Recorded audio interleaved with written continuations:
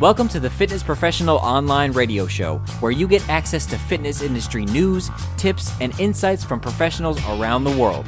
Visit us at fitnessprofessionalonline.com. And now your host, Doug Holt. Hello and welcome to the latest edition of Fitness Professional Online Radio Show. I am your host, Doug Holt, and I'm happy to be with you here today. We've gotten a lot of emails from our past show, and a lot have come in from students interested in the field of strength and conditioning. Being a strength and conditioning coach means different things to different people, of course, but what we wanted to do is bring in one of our authors who's been contributing to fitnessprofessionalonline.com and has had a great success and a great response to his articles. That's Eldon Brough. And so we're going to bring Eldon on to the call right away so we can get some information from him on what it's like to be a strength coach, working in the field as well as a path of study. So without further ado, let's bring Eldon onto the call. All right, we have Eldon Brough on the line. Eldon currently holds a position of Assistant Strength and Conditioning Coach at the University of Detroit Mercy, a Division I school. Prior to that, Eldon spent the 2010 to 2012 school years as the head strength and conditioning coach at Dixie State College of Utah. Eldon got his start in strength and conditioning as a student assistant coach at the University of Utah, where he graduated, having majored in exercise science. He's also a CSCS, certified through the National Strength and Conditioning Association. And make sure to check out his website. It's coachbrough.wordpress.com. Without further ado, Eldon, thanks for being on the call. Well, thanks for having me. I appreciate it. Yeah, I appreciate you taking the time. Well, a lot of our listeners know you probably from some of the writings you've done on Fitness Professional Online. Can you walk us through exactly what you do on a daily basis? Sure. Days usually start pretty early. I get to work usually about 5:30 in the morning and just do some prepping for the morning teams. Usually first team will come in around 6, and we'll have 3 to 4 teams in the morning, and it'll go about 45 minutes with each team. That's kind of the most busy time of the day to get the kids in and out before they got to go to class for the day. After that, I spend a few hours, get in a workout myself, do some reading, get ready for any teams we have that afternoon. By the time about noon comes around, then we might have some practices to go to, warm up teams for practices, things like that, and then usually finish up with a few more teams at the end of the day, clean up, and that's usually a day. It'll go from about 5:30 in the morning until 4 or 5 at night, sometimes a little bit later, but stays pretty busy the whole time. Oh, so you're doing a 10 to 12-hour days usually. Yeah. Hey, the life of a strength coach, That right? is the life of a strength coach. So what got you interested in strength and conditioning in the first place? It's not, a lot of students think about it, but not many people go into the field. How did you get started? I always loved doing sports myself growing up, and I loved training and working out. And when I got into college, and I had never excelled at any of the sports because I played quite a few. And so really becoming a coach for a certain sport probably wasn't going to happen, but I knew I wanted to still be involved with athletics and with sports, and thought I could enjoy coaching. So I started to read and hear a little bit about strength and conditioning coaches, found out a little bit about what that was. I went and met with the head assistant strength and conditioning coach at the time at the University of Utah, Evan Simon, and just asked him, probably spent an hour with him asking him a bunch of questions about what he did, what a strength and conditioning coach was, what strength and conditioning was, his career, and kind of getting his idea on whether it would be a good idea for me or not. And thought about it and did some more research and kind of gave it a try. He said that I could come and help with the football team that summer if I was interested and kind of see if I enjoyed it or not. And so that's kind of where I got my start. I loved it right from the very beginning and kind of went from there. Oh, that's fantastic. And how many athletes do you see in a given week? The teams that I'm in charge of at Detroit got, it would probably be about 120, 130 athletes that I have in a week. Wow. That's here where we've got 3 full-time strength coaches and a graduate assistant. If you get at a smaller school, like when I was at Dixie State, we had 325 athletes, and I had all those sports. Or if you get at a bigger Division I school and you've only got 1 or 2 teams, then obviously the athletes will be a little bit less. So it just depends on the size of the school that you're at. Fantastic, yeah. And then are you guys obviously are monitoring their progress? Now, do you monitor their progress in the off season when they're not with you during the summers as well? Yeah, absolutely. And there's some teams that it'll be required of them to stay in the summer. Some teams are free to go and do whatever they'd like, but there's always a program that's written up for them, and we want them to obviously keep contact with us to let us know how they've been doing, things like that, and stay in contact as much as possible. But every team, no matter what, definitely has a program that they're supposed to be doing during the summer, whether they're with us or not. And I know and you don't have to tell us the exact one, but I know there's a lot of software companies out there that advocate or are promoting strength coaches or medical facilities to monitor student athletes in particular when they're not away. Do you guys use that as your accountability program, or are you using more of a traditional, handwritten program where they can check in with you periodically? Usually it's just handwritten stuff, and with the NCAA rules, we can't be the ones to necessarily follow up with them. So it needs to be kind of something that they will do on their own. Obviously, we can encourage it. Their coaches can encourage it, but we can't make them do anything.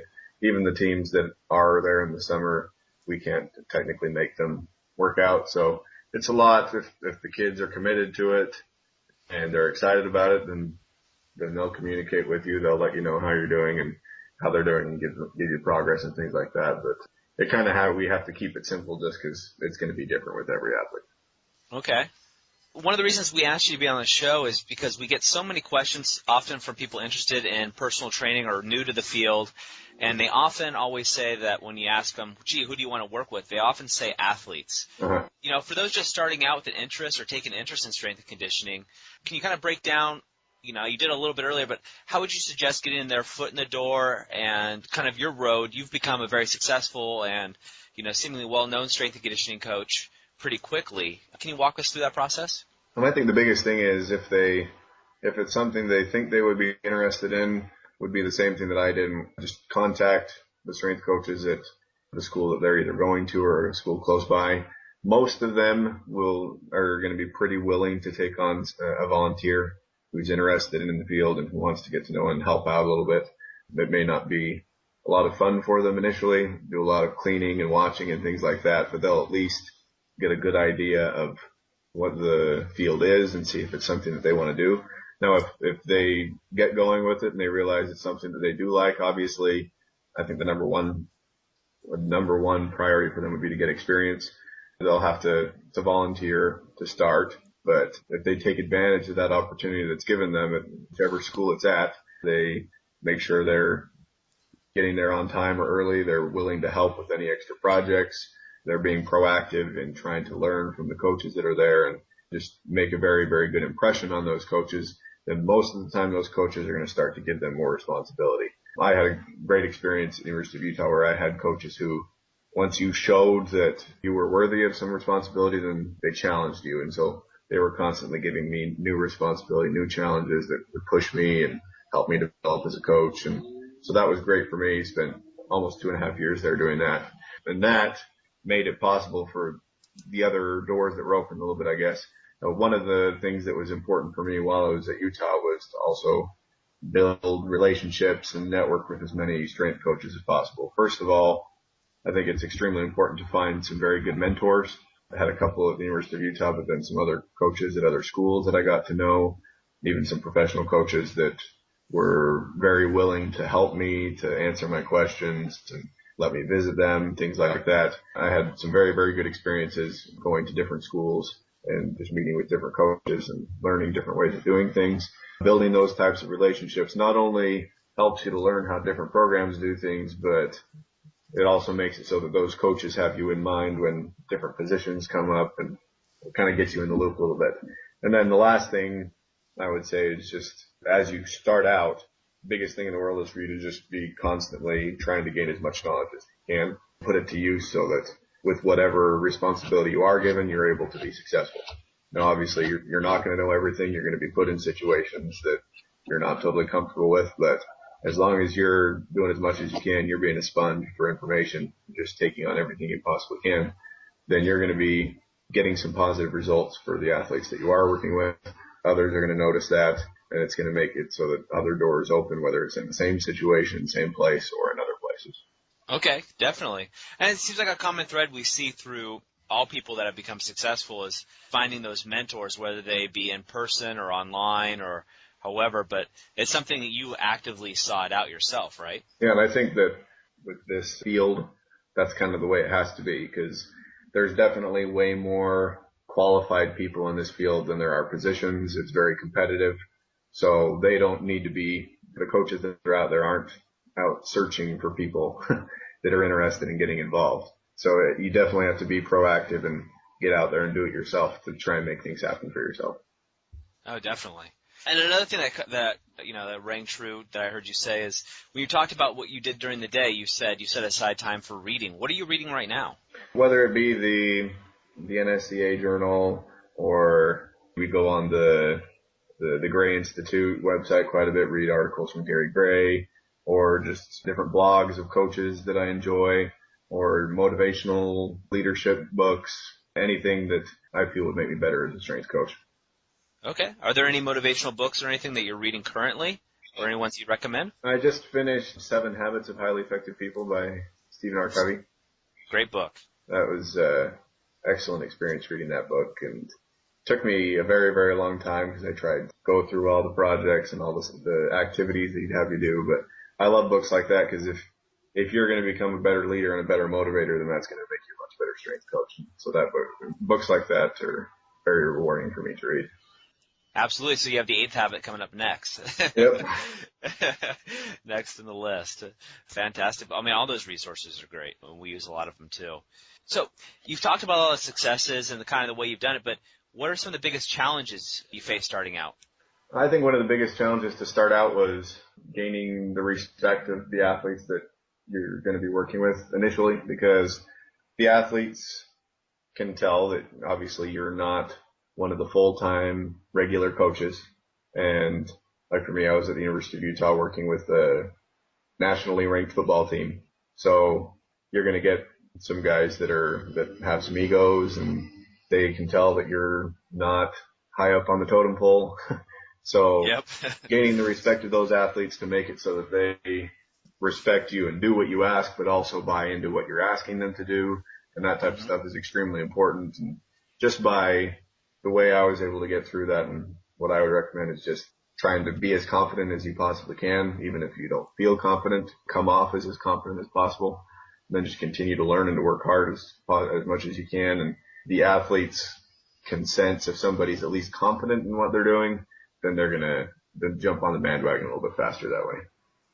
Absolutely. And so are there any other tips besides just being confident, or I guess acting the role until you actually have that confidence that you would do with dealing with these athletes? I don't think this really changes as you go on, but trying to build relationships with them so that they realize that you really do care about them as individuals, not just as athletes or as a means to an end of winning and things like that. But if you're confident, but also if you build relationships with those guys, then when you ask them to do things or when you have to get after them, they're going to respond more positively than if they don't feel valued by you. Okay, so it's just like dealing with anybody then. Yeah, it's very similar. That it's the same way I have to deal with athletes now as when it was 5 years ago. So. Gotcha. You know, with your experience, you've got more in the trenches experience than most people already at such an early start of your career. What would you say you've noticed that sets apart kind of the great strength coaches from those that just seem to fall by the wayside? Well, I think the biggest thing for me is you're going to see a lot of different types of programming and ways of doing things that different schools do that all have the possibility and the capability of producing excellent results. I don't think that there's any one way of doing things that's going to make things successful, make a program successful, or the coach successful. What I think really sets a coach apart from other coaches is someone who's able to actually get their athletes to really buy into the plan, the process, and the program of trying to become successful, both physically, mentally, whatever they're trying to accomplish in the weight room or on the field or conditioning, whatever they're doing, getting those athletes to be able to buy into everything they're doing. And I feel like this comes from really building relationships with those athletes, being great leaders and great motivators. And so most coaches are going to be able to put together a program that could produce results, but you could put together the best program in the world. But if you can't motivate your athletes, you can't get them to buy in, then it doesn't matter how good the program is. You're not going to get good results out of it. And Sure. The best coaches that I've seen, their athletes would run through a wall for them if they asked them, because they realize that the coach cares about them. and they realize that they're great leaders and great motivators, and they'll do anything that they ask with max effort 100% of the time. It's Leadership 101, right? Any books on leadership that you recommend? Any studies that you've done in that category? It's not actually a book. It's a blog that I follow from, I guess, one of my favorite strength coaches that I've gotten to know, Red Wakeham at Michigan State University. He's the director of strength and conditioning for Olympic sports there. He does a blog that's almost 100% leadership and motivational type things, and just gives very, very good personal specific stories and examples of, and a very specific for me since it's in the strength and conditioning field, of how we can be good leaders to the athletes and good motivators to them and things like that. And then obviously this book that I just finished, I feel it's been, even though it's not technically a leadership book, I guess you could say, but it teaches a lot of examples, and let's go on. There's lots of different resources that are great. Absolutely. You got to walk the walk. Yep. You know? Yep. We think by the end of this talk, we're going to get your whole library out, but we'll know exactly what you're getting through. And then, as a side note for personal trainers and chiropractors that are listening to this still applies to normal personal training clients and patients. You know, we become role models and leaders through their eyes. This just doesn't just apply to, you know, the high-profile athletes that you're working with, Eldon. It applies to everybody across the board. It's the same principles. Well, I feel like if you're working with a small group or with individuals, I wouldn't say it's more important, but it's definitely just as important, because if you're in a team setting, if you're good at motivating the majority of the kids, then the kids or the athletes are probably going to bring the others that aren't necessarily as motivated along with them and make it happen.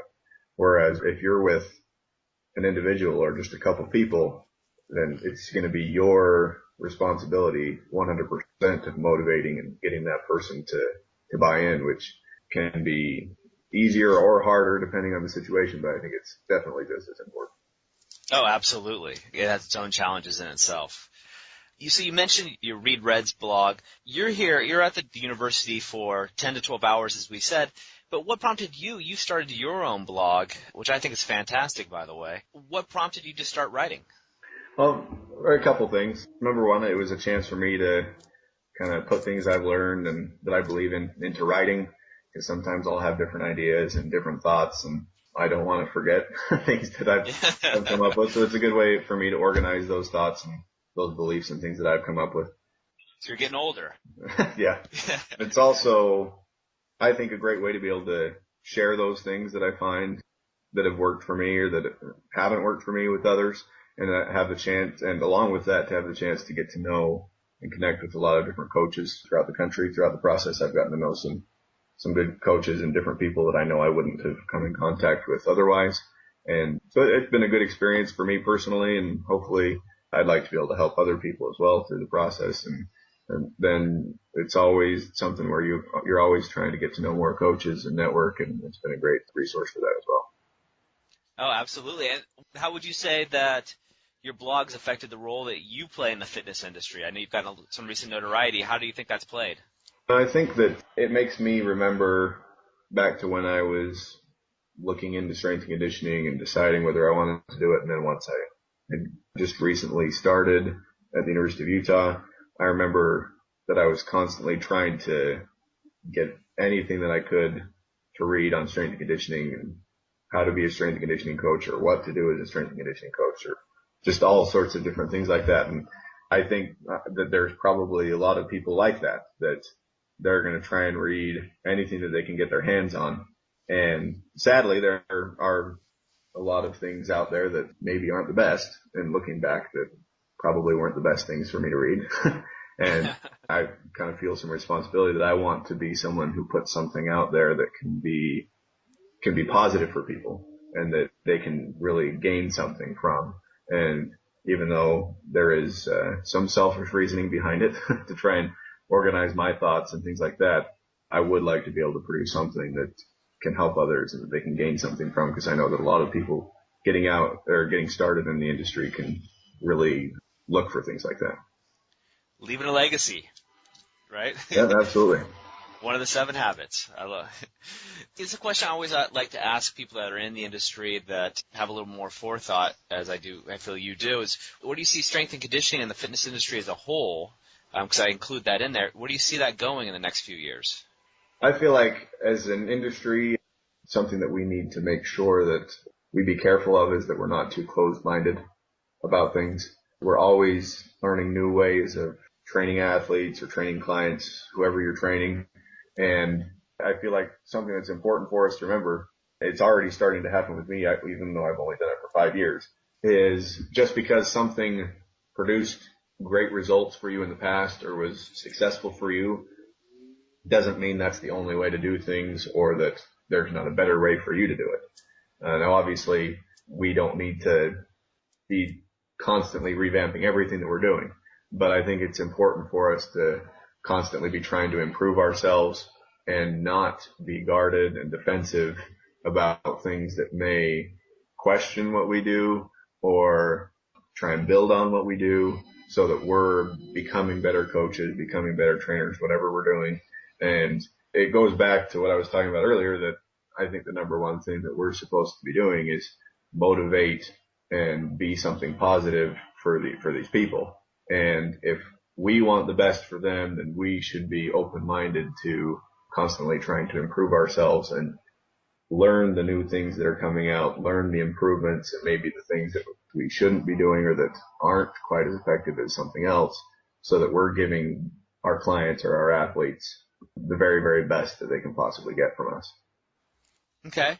What trends do you see coming out of strength and conditioning and in the fitness industry? I think that with strength and conditioning, it seems like we're going a lot more into, or a lot of programs are starting to do more quote-unquote functional training, and that's kind of a word that's used very differently in different situations. But I think that coaches are trying to be more sport specific than maybe they used to be in the past, which is a great thing. And it's turning into less of a, let's see how much I can bench, how much I can squat type of thing, but more, okay, what is this athlete in such and such a sport going to gain from doing this exercise?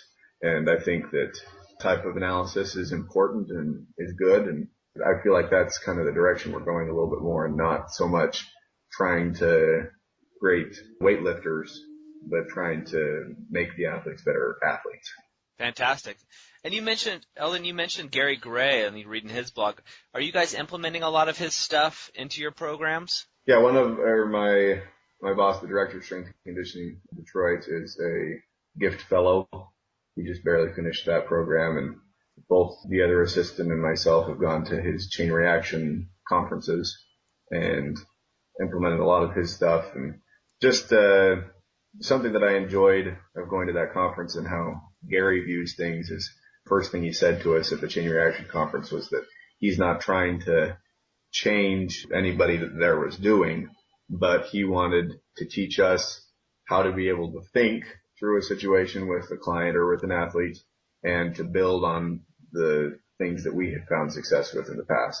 And I feel like that's what we should be doing all the time, is obviously use the things that we've found successful, but always trying to improve and add upon those things. And obviously we always want to be proving to ourselves that what we're doing is correct or not correct. And I think that's kind of how Gary goes with things. And he obviously has an incredible understanding of the human body that very few people have. And so that's been good to be able to kind of view some things as far as that goes. Fantastic. Yeah, he's amazing. I have a lot of his DVDs, so I love watching them whenever I can. Eldon, we're a little bit over time, and I apologize to you for that, but any last words of advice, or anything you want to pass on to those listening that might be thinking about, entering the field? Well, I think the biggest thing that I would tell anybody that's considering it is I think it can be an extremely rewarding career. Being able to work with athletes at a young age like that is a very special opportunity that not a lot of people get. But at the same time, if you are going to be getting into it, do it definitely for the right reasons. I think you need to realize that it's hard work. Like you said, you're almost never ever going to work less than 10 hours in a day. They are long hours. You do get a lot of hard work. But if something that motivates you is working with young people, you're working with young athletes, building relationships, and enjoying the process of developing them as people and as athletes, If that's something that motivates you or excites you, then it's something that can be very rewarding for you. However, if what motivates you is getting a paycheck or just winning games or things like that, obviously anybody that's in sports is competitive and likes to win, but if just winning or just getting a paycheck or things like that are the things that motivate you, then probably not the career for you either, because it is a lot of hard work. We're the ones that are down in the trenches with the athletes every single day, helping them with the long process that it is to get to that success on and off the field. So if you enjoy that process and the motivating and being a leader and things like that, and obviously enjoy the training and the programming aspect of things, then it can be something that's great and rewarding for anybody. Well said. Eldon, thank you so much for being on today, and I'll make sure I put all your information in the show notes so everybody can go there. And also, while you're listening to this, go to Eldon's website. Again, that's coachbrough.wordpress.com. And is there any other way they can get a hold of you, Eldon? By email would probably be the best way. Other than that, it's just Eldon, Eldon Brough, Brough at yahoo.com. Perfect. Hey, Eldon, thank you again for taking the time out today to be with us. Oh, thank you for having me. I want to thank Eldon again for being on the show today. It's great strength coaches like Eldon who continue to contribute to our field and our industry, and taking the time out to be on our show and to let not only current fitness professionals but those thinking about entering the career, and we do get a lot of emails from you guys, so I know you're out there, giving a little insight to what the real game is like and what's really going on in the trenches and how you can actually turn your dreams into reality. Again, this is towards the end of the year, and I want to encourage all of you to make sure you get your continuing education in, although you should be doing it throughout the year. I know this is the mad rush from working in the certification field myself. I know this is when it happens a lot, and it tends to be that most people wait till the last minute to update their CECs or CEUs. Most certification agencies and bodies will charge you a fine if you don't get them in time. So make sure you're going to our calendar and looking to see what is available. If you need any recommendations, feel free to post it on our Facebook fan page and get some recommendations from other fitness professionals out there. Or go ahead and shoot us an email at info@fitnessprofessionalonline.com. And we'll be happy to answer those the best we can, give you our tips and insights.